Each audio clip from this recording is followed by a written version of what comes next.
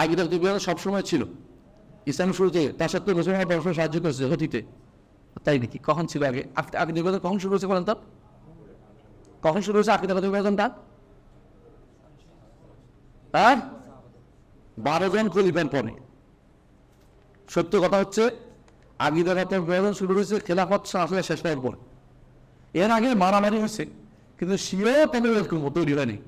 সর্বশেষ খারিজিরা বেরোছিল কার? আলিয়া দেলমি করেছে, কিন্তু খারিজদের বলছিল তারপর কি ছিল?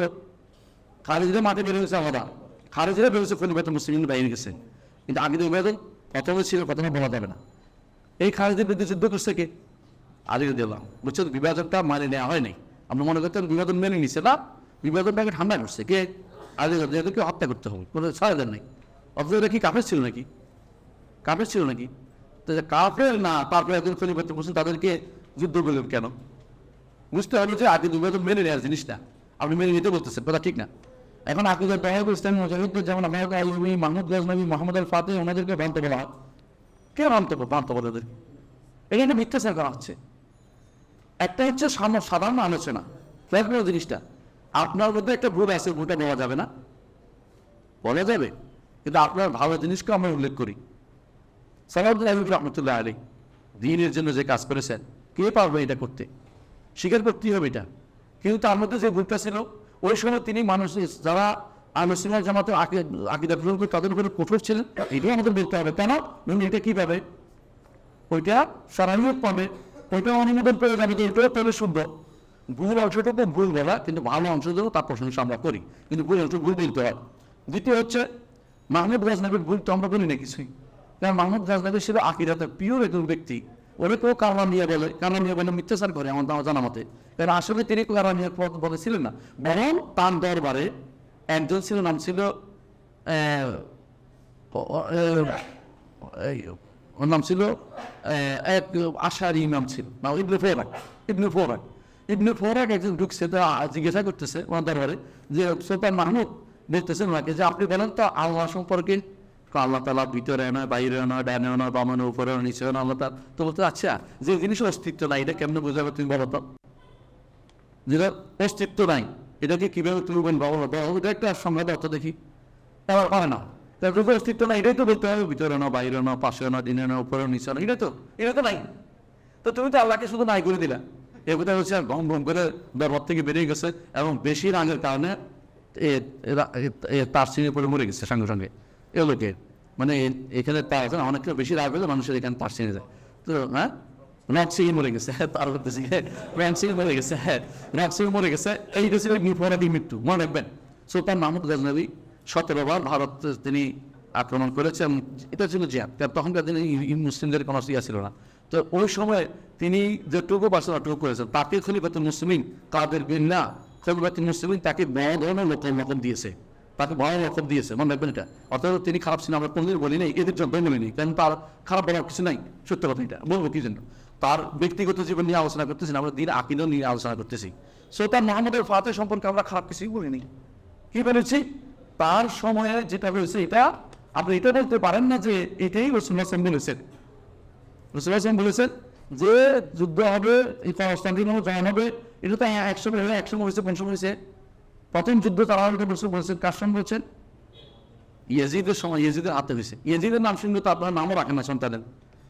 সন্তান নাম ইয়াজিদ কেউ রাখছে দেখছেন? কেউ ইয়াজিদ নাম রাখি নাম না যায় নাকি? রাসূলুল্লাহ সাল্লাল্লাহু আলাইহি ওয়াসাল্লাম এক সাহাবীর নাম তো ইয়াজিদ ছিল, কিন্তু ইয়াজিদের নাম নিয়ে রেখে রাখে না। অথচ ইয়াজিদের দ্বারা একটা ভালো কাজ হয়েছে, খারাপ কাজ হয়েছিল হয় না আমি বলছি না, খারাপ কাজ হয়েছে, কিন্তু ইউরোপের দিকে না মোহাম্মদের ফাতেহ ভালো কাজ করেছে, কোনো সন্দেহ নেই।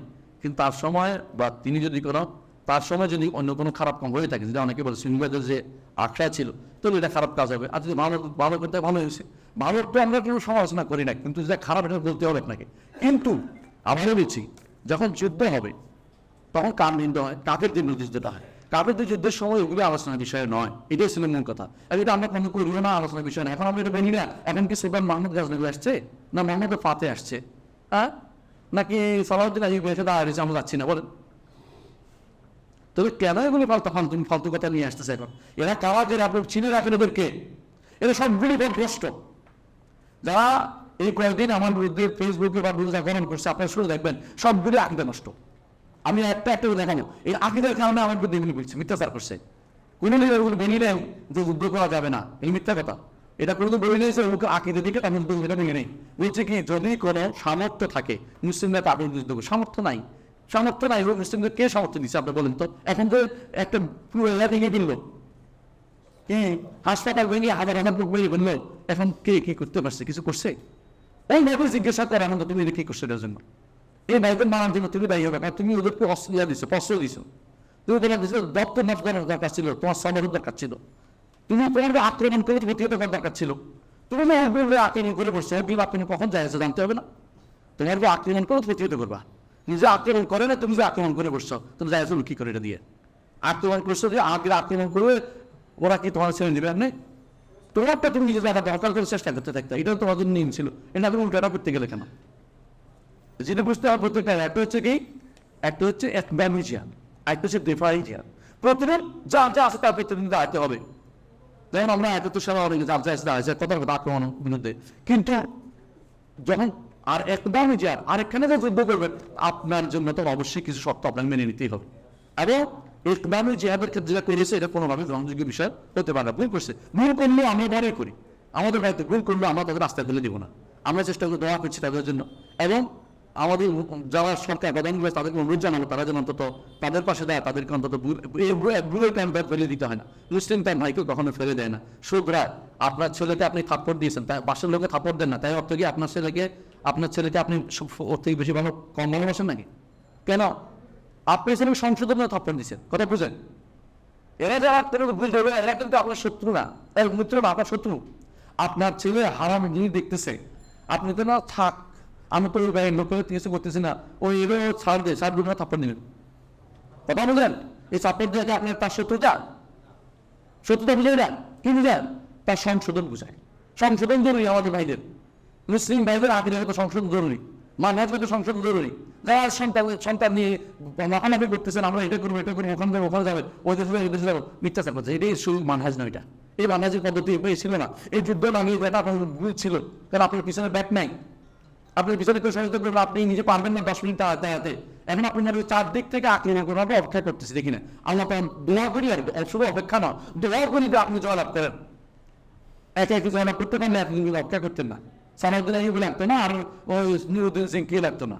আপনি বিশেষ ভালো করে একদম কায়েদে যান, বল লাগে, একদম শক্তিশালী কায়েদ লাগে, এবং তার অস্ত্র লাগে, প্রশিক্ষণ লাগে, পিছন দিতে অনবরত রসদ দিতে হয়। আপনি এখন খাবার নাই, পানি নেই, ওই 12টা কি তখন এতে চলবে আপনার কাছাকাছির জন্য নাম বলতে চাচ্ছিলাম না, তো মনে হবে না। তো আপনি কিভাবে চলবেন? আপনাদেরকে ভুলের পথে যে ব্যক্তি আপনার সন্তানকে সংশোধনের জন্য কিছু বললে, যে ব্যক্তি নামে করে আপনি সত্যি না, সে ব্যক্তি নিজে হচ্ছে আপনার জন্য মার থেকে মাসের দর বেশি হয়ে গেছে, বুঝলেন না কথাটা? তা আপনার সন্তানকে অবশ্যই আপনি সংশোধনের কথা বলবেন, কিন্তু এটাকে শত্রু বন্ধ পাওয়া যাবে না। কিন্তু ওইটা বলবেন না যে অমুকে কিছু বলে না, অমুকটা আমার সন্তান না, আমি অমুকে কিনে দেবো, কথা বুঝে যাচ্ছে? মনটাকে যে জিনিসগুলো তারা বলে, এই জিনিসগুলো আসলে না বোঝার জন্য করে। এরা বলতেছে আমরা যারা সবাই আগেদের কথা বলে সবাইকে খারাপ বলতেছি, আমাদের অবদানটা কি নিজেই তো মুসলমানদের জন্য একটু ইঙ্গিত তো দিছি। আমরা কারে খারাপ করতে, আমরা কাবিল সহযোগিতা করতেছি না বলে আমরা কি করতেছি? যেন খারাপ অংশটুকু কেউ অনুসরণ না করে, ভালো অংশটুকু অনুসরণ করতে কে নিষেধ করছে তাকে? কে নিষেধ করছে তাকে? খারাপ যেন কিছু না থাকে। এবং অধিকাংশ এখন আকিদা কত নষ্ট, ইমান কত নষ্ট, এটা শুনতে করতে পারতেছে না, জেহাদও করবে না। কেউ জেহাদে গেছে না? কেউ শুনছে নাকি? যারা হয়তো সিলেসিলি করছে, মিছিল করছে, কেউ জেহাদে চলে গেছে? যাওয়ার জায়গাও নাই, যেতেও পারবে না। তো আপনি এটা করছেন কেন? যেটা পারবেন এটা করেন। আর যারা কেউ বুঝলেন তাদেরকে বলেন, সরকারকে বলেন যে আমাদের সবাই দাবি হচ্ছে আপনি যেন সরকার তো আমাদের আলহামদুলিল্লাহ উনি বলছি যে আমরা সেই ফিলিস্তিনি সরকারের পাশে, ফিলিস্তিনদের পাশে আছি, এবং সবসময় ছিল, আগেও ছিল, আমাদের সঙ্গে কোনো জিনিস ফিলিস্তিনের বাইরে ছিল না। তো আমরা কার জন্য মিছিল করতেছি? কিছু রাস্তা আটকাচ্ছি? আমরা দোয়া করছি, এবং আমরা দোয়া করি, আরো দোয়া করি, এবং আরো বলি আরো রাষ্ট্রগুলিকে তারা সবচেয়ে কাছে, এবং যে কাছে তার অধিকার বেশি দাঁড়ানো, তারা যেন তার দায়িত্ব বেশি, সেই জন্য দাঁড়ায়। আমরা এটা নিচ্ছি, কিন্তু তাই বলে ভুলগুলি বন্ধ করা যাবে না। কেন? ভুল যেন এটা স্বীকৃত না হয়ে যায়, এটাও শুনতো। কারণ আল্লাহ যেহেতু আল্লাহ যেহেতু বিজয় নিয়েছে, সুতরাং উনি সব শুদ্ধ, এটা তাহলে ঠিক না। এই কথা আমরা বারবার আপনাদেরকে বলেছি যে ভুলটাকে ভুল বলতে হবে, শুদ্ধটাকে শুদ্ধ করতে হবে, এবং আমার নিজের সন্তান ভুল করে ফেলে এটাকে কি করতে হবে, ভুলটা তাহলে দিতে হবে। কোনোভাবে নিজের সন্তান ভুল করলে না, আমি তো কাফের সন্তানকে দেখছি না, নিজের সন্তানকে বলবো না, এটা না, কারণ তাকে সংশোধন করা আমার দায়িত্ব। মানে আমি তার শত্রু না মিত্র আপনি চিন্তা করবেন, কি শত্রু না মিত্র? শত্রু। যদি সন্তান যদি অন্যায় করে আমার পুরো বলতে কি আমি তো কাফের সন্তানকে দেখতেছি না, সন্তানের শুদ্ধ করবো না, এটা অন্যায়, এটা অন্যায়। নিজের ভাইরা যদি ভুল করে এটা অবশ্যই বলতে হবে। কেন?